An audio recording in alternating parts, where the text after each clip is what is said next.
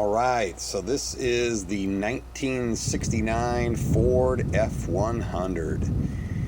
And yeah, the Almquist had this truck from somewhere in 88, maybe early 89. And we had it through, I guess early 88. Early 88, I think we had it. And we had it all the way through 94. And it was bought by a guy. We had a guy at the church named Bill Schroeder, older gentleman, and he had this truck, and Dad saw it and wanted it. And I remember I could not understand why he wanted this basic plain truck. It just seemed so boring. And we'd had a 71 F100 that had a 390. This thing had a 240 straight six and just had a few more bells and whistles. It had carpet on the floor. This one just had a rubber mat. I believe that the 71 was an automatic. This was a stick, and at the time it was like, who the heck would want this? But oh my gosh, yeah, I put all sorts of stickers on there. This became the mowing truck, and from basically 90 to 94 used this truck to run a mowing business there in Loveland. And oh man, it was the perfect vehicle. This thing was had a lot of room in the bed. We weren't carrying a lot of load and stuff like that, but it was perfect. And so me and my good friend Joel Stark, and we had A&A mowing, and we ran it out of that, and it was pretty spectacular. Man, that truck was perfect. And turns out that rubber mat, that comes in real handy, man, when you dump a super big gulp valve at least once a week. And I remember there being at least a lake on the passenger side. I don't know how many times, just having to open the door and it would roll out and we'd roll on. And your feet would stick to the floor for I don't know how long. But anyway, it had a great lines to it. These have become some of our favorite trucks. This truck has always been now probably the one I wish I had back. Just love that truck. 69 had the best grill out of all of the 67 to 72s. It was all steel. It just had a great look to it. And this truck was beat up just enough. Man, it was like it looked good, but at the same time, we were not worried about throwing stuff into the bed or something dragging off the side of the bed or something like that. And yeah, look at that grill, man. It's awesome. That thing is spectacular. Great lines on that. Had the big mirrors. Like I said, 240 straight six. You could fit 2 or 3 guys under the hood and close it. And a lot of room to work on the engine. Had to go out to Martin Salvage, I remember, and get a exhaust manifold out there, and they managed that. They happen to have one. That bed, you can't believe how big that is. You look at a truck today, an 8-foot bed is not that big anymore.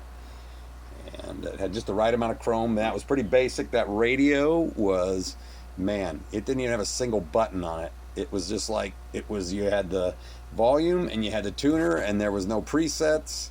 Stick shift thing was awesome. This is what I learned to drive stick on. Everybody should have a vehicle like this. You weren't worried about it.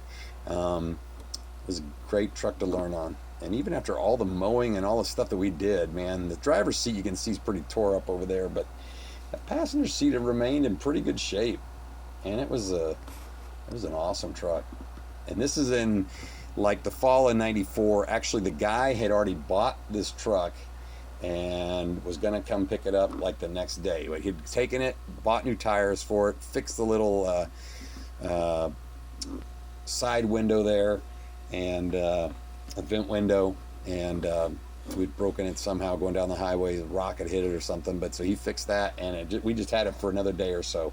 So I was doing some last filming with it, but I remember thinking, I wish after I saw my dad's 72 that was so clear, man, I wish I'd gone back in and cleaned inside there, because it was always so dusty behind the gauges that you could hardly see them.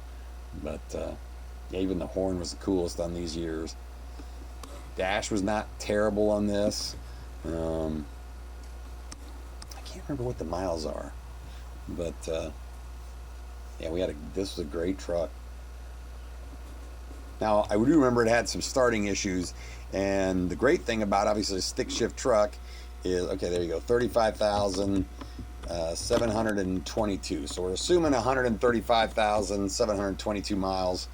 And but I remember it was having some trouble starting, which is no big deal with a vehicle with a clutch. You could just put the clutch in and push start it, bump start it as some call it, but basically we would do that. But the problem was when you had 2 mowers in there and a whole day's worth of yard clippings and stuff like that, pushing that thing. I remember it was like maybe sometimes 2 or 3 times it would take you on a street to get it moving enough to where you could pop it and drive home. But yeah, look at that. Look at all the room in there. Like I said, it was just the right amount of clean. Rust was really pretty minimal.